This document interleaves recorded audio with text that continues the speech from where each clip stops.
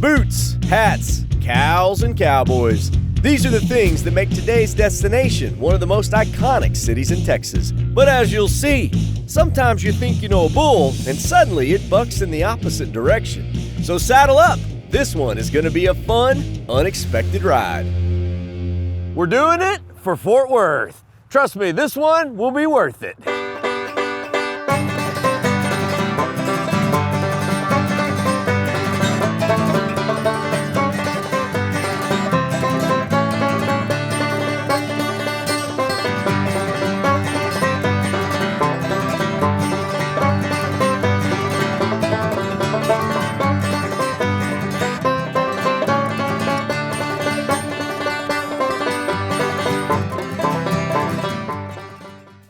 This episode was made for y'all with the help of our awesome partners. Check the caption for more info.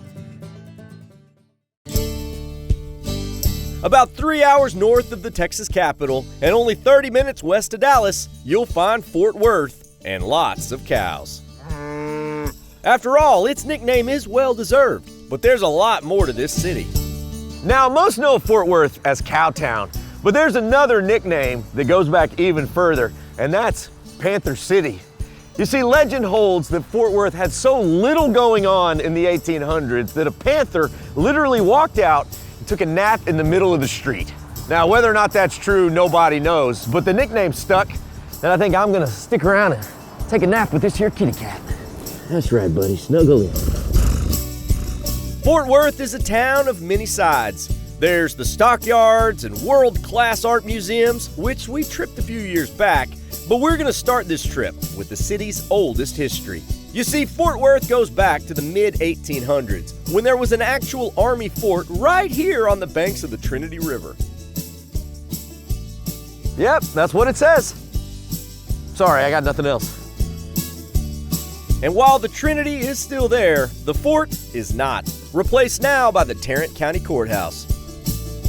All throughout downtown Fort Worth, you'll find incredible buildings and places that tell incredible stories. One in particular that impacted the entire world.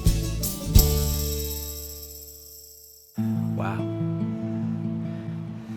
So the night before Kennedy's assassination and the morning of that day, Kennedy was here in Fort Worth. He had spent the night in what was then Hotel Texas, right behind me.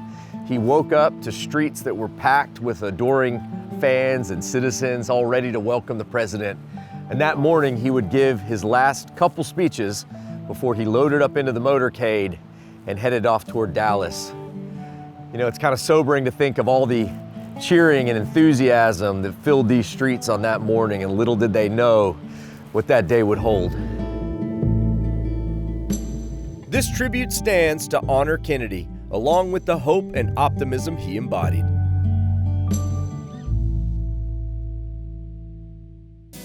Just a few blocks away sits my favorite downtown garden in all of Texas, although this one isn't for plants. Welcome to the Fort Worth Water Gardens. Oh, man, I love it down here so much. It feels like you're getting washed down a drain. There's nothing else like this anywhere else in Texas, and I've never seen anything like it in the country. It's cool. I remember visiting this as a little kid being terrified I was gonna fall in. And I still can't believe there aren't handrails or anything here. It's awesome. It's a watery oasis in the middle of the concrete jungle.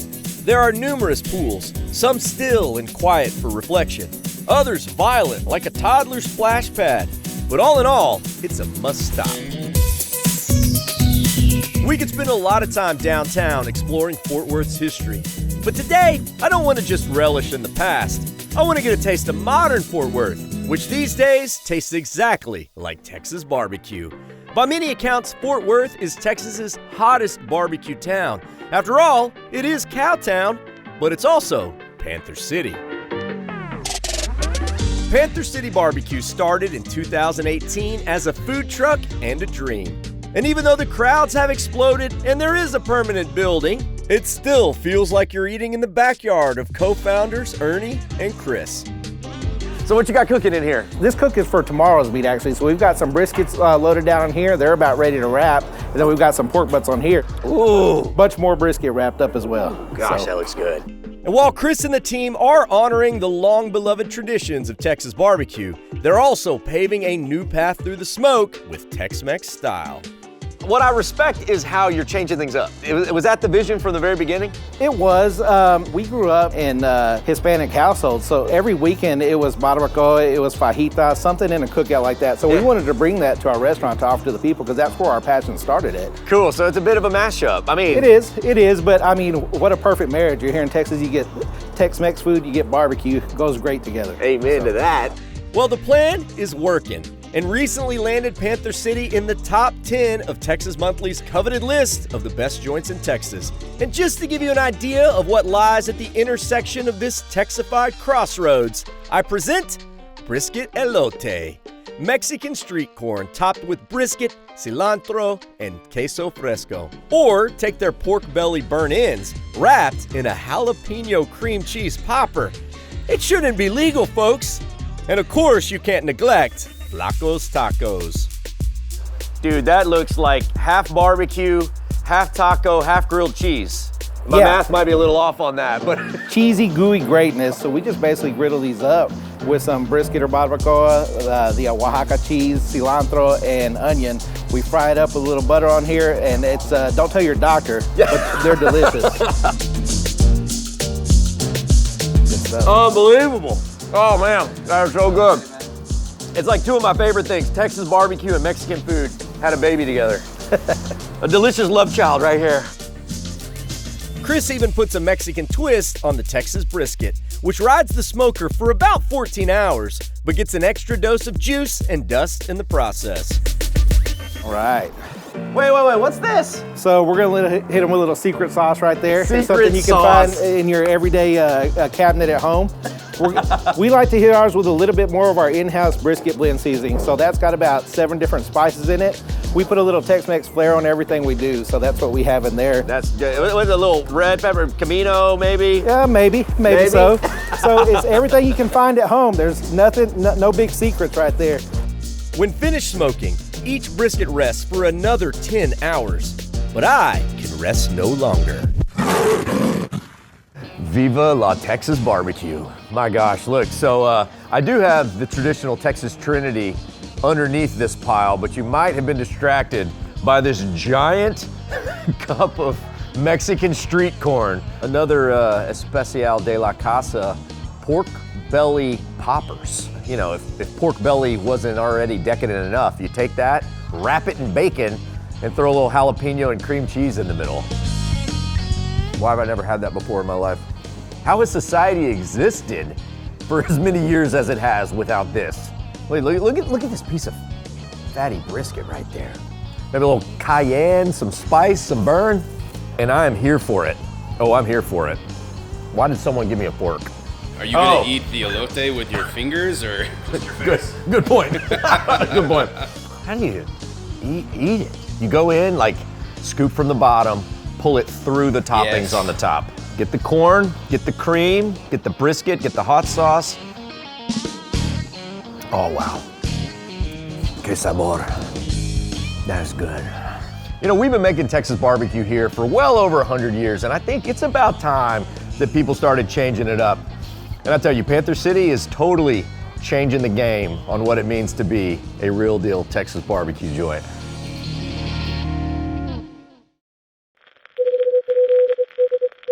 We now interrupt this programming to remind you to like and subscribe. Now back to the road. All right, what'd y'all think about the barbecue? Oh my gosh. Was that not some of the best we've had?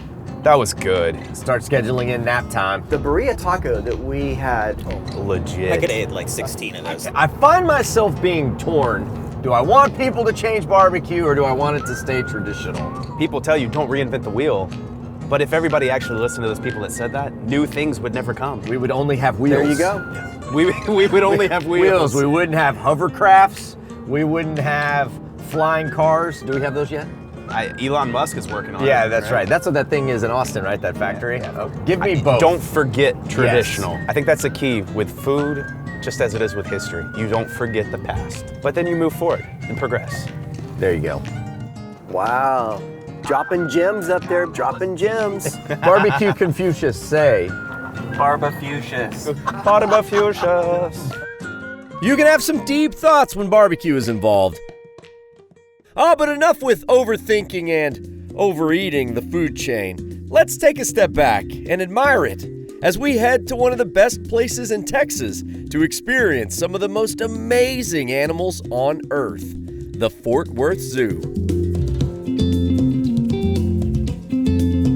I love zoos because they bring all the weird, wild, and wonderful animals of the world to one place so we can all learn a little more about them.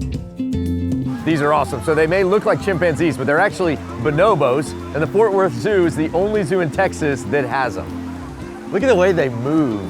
Sort of like, reminds me of me, actually. That's crazy. Who am I kidding? I'm not that athletic. My gosh, look at this guy. So it says his name is JJ, but that's not correct. His name is actually Rafiki. And if you throw him a lion cub, he will climb to the top of that rock and hold it up high.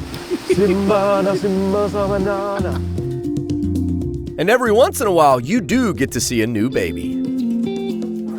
So the circle of life continues. Fort Worth Zoo actually had a brand new baby elephant born within this past year. His name is Brazos. Look at him. You remember Dumbo? When Dumbo's a little tiny baby elephant? That's what that looks like right over there. That is awesome. This is one of the premier zoos in the country, and it's also the oldest continuous zoo in Texas, dating back to 1909. Of course, in those days, the animals were a little more local and included, of course, panthers. So, it's only appropriate in the Panther City that they have panthers. They're like, Chet, that's not a panther, that's a mountain lion. It's the same thing. Also called a cougar or a puma or like 10 other things. The fact that that cat is native to Texas blows my mind. All right, check this out. It is the Stingray tank, and we get to feed them. I don't need my fingers, do I? Let's see how this goes. Oh! You can't see your hand, and you just trust that when you pull your hand back out from underneath them, you're still gonna have all your fingers. After you have an up-close encounter with an animal like this, how could you not love it, right? My hand was in a stingray's mouth. That's a bond that cannot be broken. Or a smell that probably doesn't wash off. Woo! This zoo has lots of special ways to promote bonding, including a special behind-the-scenes encounter where we're meeting zoologist Olivia Olvera. Welcome to the behind-the-scenes giraffe tour. This is crazy. So in this barn, we actually have 12 giraffes right now.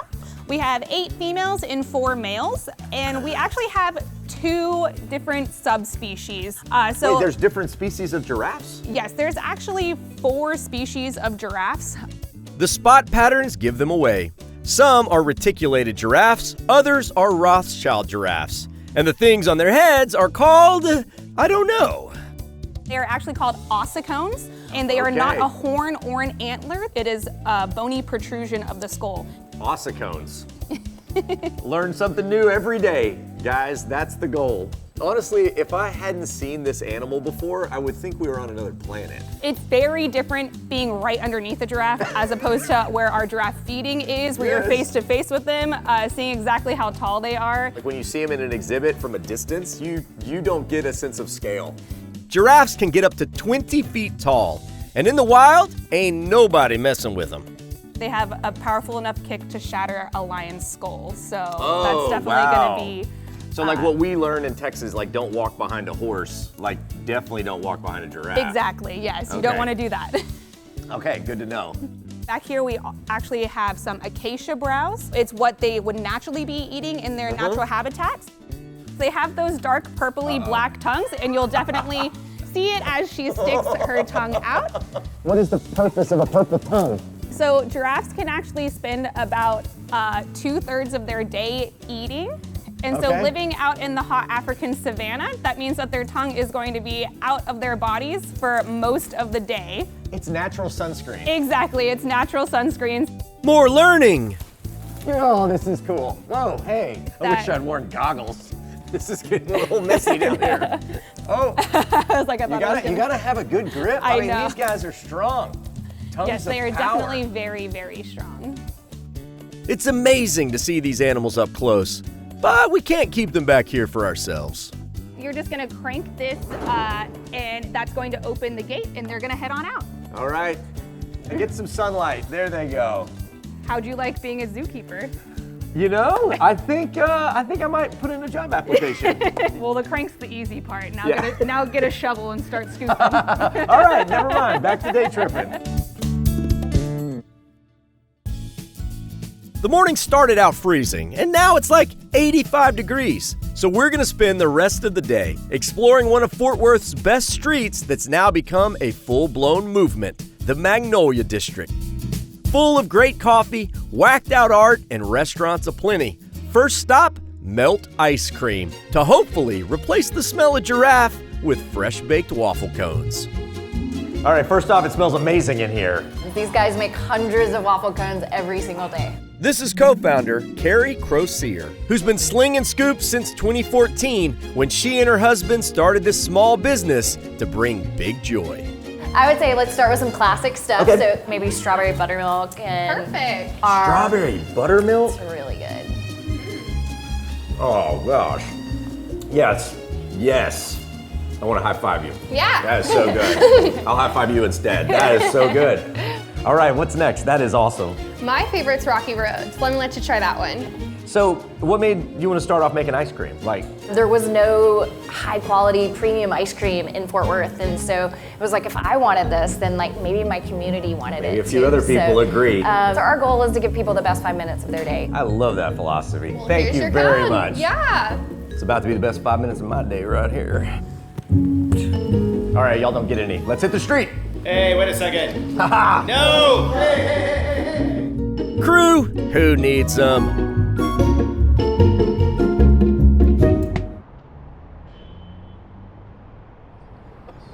Oh, karma. I probably should have let the crew have some. Okay, more for me too.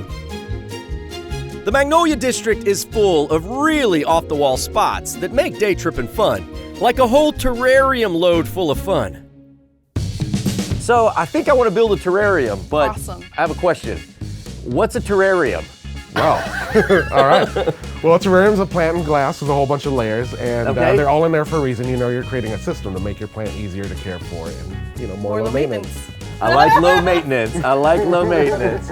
Frank and Suze are the owners of Ephemera Terrariums. They started off selling houseplants and then moved into selling tiny little worlds that you get to create. Well, you know, it's all really zen. You know, just take it as it comes. I know. This guy, the open pot. I was going to say it felt right. It did, Feels okay, right. I'm glad you confirmed that. You pick out a glass and then you pick out plants. Here on this side, we've got our cactus and succulents. Now, these guys need some actual direct sun every day. And Okay. over on this side, we've got our tropicals. These take indirect light. So, you know, if you have an idea of where it's going to live, we want to cater to those conditions. My Zen editing desk, so no direct sunlight. It's going to be your desktop getaway. That's right, here. that's right. I'll just stare at the moment when I'm actually editing and I wish I was on a day trip. Yeah. I'll day trip into my terrarium. Exactly, yeah. Now to layer the soil. So we're gonna start with some drainage first. We're gonna build in one sand layer and one rock layer. Okay. We layer in wet moss, charcoal, dirt, all things to make my tiny plants happy. So you are ready to decorate. You can head on over to the decoration station. It's beautiful. Yes, look at this. You made this. I made that. Look at your thumb. I think it's green. Wow, it is. Now the most important part. What sort of things live in my little world? We're going to turn it into Chetopia now. That's what's happening. I should have thought of that earlier. We're gonna need like some lava rocks. We need a little bit of this decorative moss Yeah. somewhere in there though. Ooh, yellow. You don't have a Sasquatch, do you? Oh, I do have a Sasquatch. Whoa! What? Where is he? Here he is. Oh, he's going in the back. Look at this. You know, when I woke up this morning, I did not think I would be tweezing Sasquatch to put him in the back of my Chetopian terrarium. This is my terrarium. There are none other like it on the planet. I don't care how big or small a town is. If you start exploring and open yourself up to new experiences, you'll find things that surprise you. Little bits of tripperific greatness that you don't expect. Sort of like coming to Cowtown and eating at a vegan diner. What? I bet you didn't see that one coming. But if you know anything about me, then you know that if something's edible, I want to eat it. So, vegan food is food made without meat, but also without any animal products. No dairy, no eggs. And since 2002, Spiral Diner has been bringing the plant-based proteins to this meat-loving town. But probably not like you're expecting. And this is owner Amy McNutt. So to start the party off, Nacho Supremo. What? This don't look like vegan food to me, Amy. Yeah, it's proving a point. And the point is, this is a pile of deliciousness. You can get super rich, delicious, satisfying meals, all plant-based. Chips, guac, jalapenos, cashew queso? What's not to love there? Oh gosh, they're good. It's real good. Every time. That is really good. I've been eating this same thing for like 15 years and it is good every time. What I love about this is it doesn't leave you wanting anything. The cashew hits with the creaminess of a queso. There's spice in the quinoa. Yeah. It's working. Yeah. It's working, Amy. Thanks. Glad you like it. And if the point wasn't already made explicitly clear, how about the triple double? 2 vegan burgers between 3 grilled cheese. Here we go. You can do it. Oh. Yeah. That's delicious. Thank you. The vegan meat has a different consistency, but also there's a lot of flavor packed into it. We spice it up a little extra and it's got layers of all kinds of good stuff in there. Special sauce, crispy onions, pickles, yeah. When I come to a vegan diner, this is not at all what I expect. Right. I expect a couple wheatgrass smoothies and some food that rabbits should eat. Right, yeah, this is... Not this. This is, you're our target market for this. For that right there, item, okay. yeah. Well, yeah. You guys, bullseye, bullseye. So if it isn't meat, what is it? Well, it's soy, tofu, wheat germ, vegetables disguised as other things. In my opinion, the meat substitutes don't really taste like meat, but that doesn't mean they aren't still delicious. And delicious is something folks from all walks of life can get behind. We've definitely had people in Spurs walk through the door and sit down for a meal, knowing where they are. And they walked in here intentionally. It wasn't an accident. Right. And I mean, we get police, we get hippies, we get college kids, just like a classic diner. You know, we're here to be cozy and make everybody feel cozy and feel welcome. Like the table has always brought different sorts of people together. Yeah. We gather around food. Yeah. That's this place. Yeah. It's great. Yeah. I love it. Thanks. Food is the great uniter. And it's time to unite my face with some pancakes. All right, so I'm eating at a diner, and I don't care, vegan or otherwise, I gotta get some diner food. And that's pancakes, bacon, and eggs. Pancakes, I understand. There's no meat in pancakes. But bacon? What is it? I don't know what it is. Man, that might be the most exciting part. Okay, kind of crisp, like feels like bacon. It's got the marble. Smells like bacon. It doesn't taste like bacon. Chet, you don't have to like it. Yeah. It's okay. Yeah. I'm gonna shoot straight with you guys. I think I'm gonna stick to the pancakes. Guys, part of coming into a restaurant like this means that you're trying something new. It doesn't mean that you're gonna love everything. It just means that you're gonna give it a shot, all right? Looks like scrambled eggs, right? It's actually scrambled tofu. Not bad. Pretty good flavor. Time for some blueberry pancakes. Fluffy, sugary, blueberry-y. All right, now that's the jam right there. These pancakes are awesome. What I love most about Fort Worth is that just when you think you know this city, you turn the corner and find a whole other side to it. Of course, it is cows and barbecue, but it's also art and artists with some of the best stories, food, and experiences in the Lone Star State. And no matter what side you visit, one thing's for sure, the trip will be totally worth it. Turns out eating vegan food is a piece of cake. Oh, that's good. So I'll see all y'all out on the road. Vaya con Dios, amigos. All right, animals, I gave you the night off, and I'm coming for you tomorrow. Howdy, y'all. Follow along with my adventures at Chet Tripper on Instagram and at The Day Tripper TV on Facebook and YouTube. Or head to thedaytripper.com for travel guides, past episodes, and info on our mobile app and Team Day Tripper. This episode was made for y'all with the help of our awesome partners. Check the caption for more info. Howdy, y'all. Chet the Day Tripper here. Thanks so much for tripping with us. Remember, while you're here, like this video, subscribe to our channel so that we can stay out there on the road and keep on tripping. Did we miss anything in this town? Leave us a comment, let us know. We love finding out about new stops with all of your tips. And if you love Epic Texas Day Trips, remember to check our channel. We got a lot of them on there. Also, don't forget, if you want some sweet Day Tripper merch or another cool Texas-made product, come see us in Georgetown at the Day Tripper World Headquarters. You can also shop online if you check the link down there in the caption. All right, y'all. Bye con Dios, amigos.